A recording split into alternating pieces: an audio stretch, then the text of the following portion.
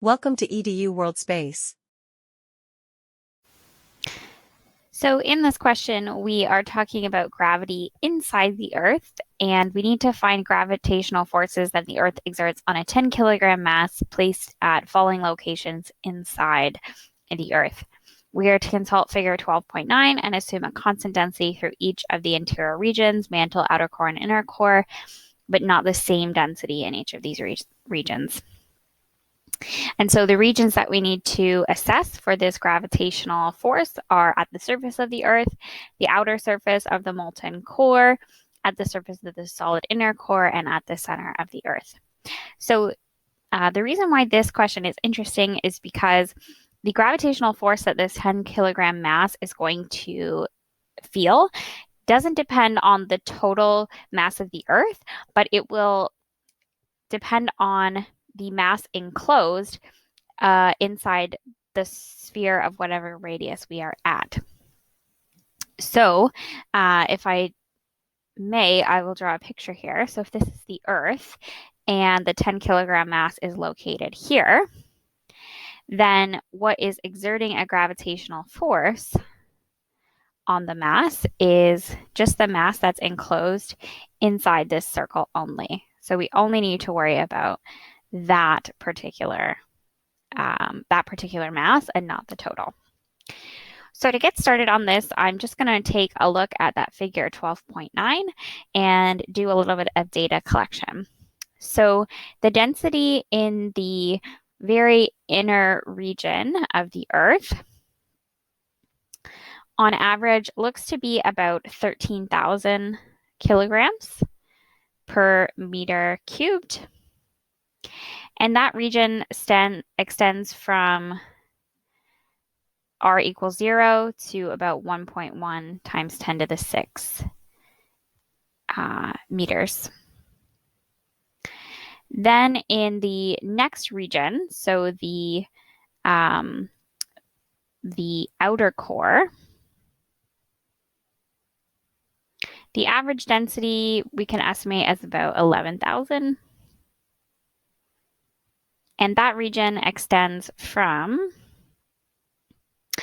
1.1 to 3.5 times 10 to the 6 meters. And then finally, we have the very outer region, that is the solid mantle. And that looks to be about 4,000 kilograms per meter cubed on average. And that takes up the rest of the space. So from about 3.5 to 6.37 times 10 to the 6 meters.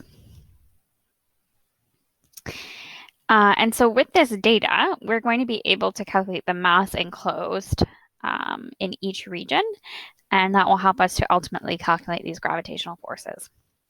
So before we get into the gravitational forces, we might as well just calculate the mass enclosed inside each of these regions. So let's start with the inner region, inner core. The mass enclosed is going to be the density times the volume. So we've got 13,000 kilograms per meter cubed, and the volume is going to be 4 pi over 3 r cubed. So 1.1 times 10 to the 6 cubed. So once you go ahead and put that into a calculator, you'll see the mass enclosed in this particular region is 7.24 times 10 to the 24. 10 to the 22 kilograms. Okay, next we have the outer core. And it's a slightly more complicated calculation to get the mass enclosed, but not too bad. So mass enclosed here is going to be, again, density times volume. The density is, we estimated as about 11,000. And we're going to multiply by the volume, but the volume is going to be 4 pi over 3 times the outer radius, so 3.5 times 10 to the 6 cubed minus the inner radius cubed. So basically for the volume, I'm just taking the total volume of 3.5 times 10 to the 6 radius sphere and then subtracting the smaller sphere from inside just to get the volume of that layer. And so the mass enclosed in that layer is 1.91 times 10 to the 24 kilograms. And then if you do a very similar process for the mantle, you're going to get the mass enclosed is about 3.61 times 10 to the 24 kilograms. So these are the masses of each of the layers. And so now we can get into calculating what the forces are at each of these positions. So to calculate the gravitational force at the surface of the Earth, we're going to use GMM over r squared, where m is the total mass of the Earth, right? So inside a sphere of radius equal to the radius of the Earth, we've got the entire mass of the Earth enclosed. So we're going to use the total of the masses that we just calculated. So 3.61 times 10 to the 24 plus 1.19 times 10 to the 24 plus 7.24 times 10 to the 22. And that gives a total mass of about 5.6 times 10 to the 24. So that's what I'm going to plug in here. The smaller mass is 10 kilograms. That's given to us in the question.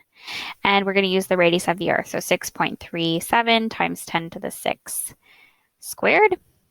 And using those numbers in particular, we get a total of 98.1 newtons.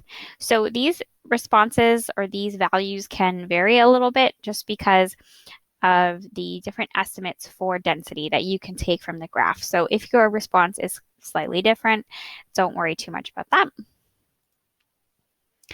Okay, and then for the second one, we're at the outer surface of the molten outer core. So we're still using FG, GM, I'm going to write M enclosed over R squared. But now the mass enclosed is going to be the mass of the inner core and the outer core added together because that's what's contained in this particular radius. So 7.24 times 10 to the 22 plus 1.91 times 10 to the 24. And that's going to give us 1.98 times 10 to the 24 times 10. And for the radius, we want to use the radius, the distance between the outer surface of the molten outer core and the center of the Earth. So from the graph, we can see that that's 3.5 times 10 to the 6. And so we get a value for the gravitational force of 108 newtons. This is the final answer to part B. And then moving on to part C, we're asked to do the same thing, but for the surface of the solid inner core. So in this case, the mass enclosed is just the mass of the inner core.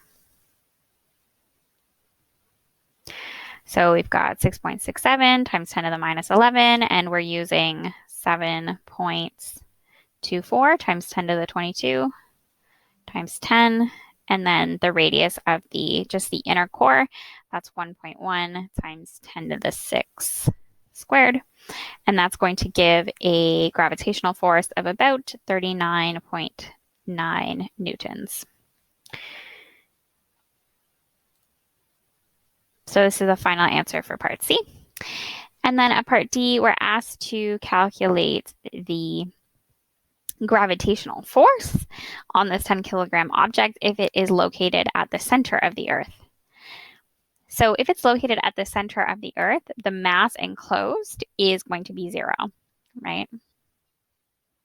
Basically, we just have a radius of 0. So if we draw a circle of radius 0, it has 0 volume, and it's not going to contain any mass. And so since the gravitational force is directly proportional to mass, the gravitational force will also be 0 in this case. And this is the final answer for the last part, part D.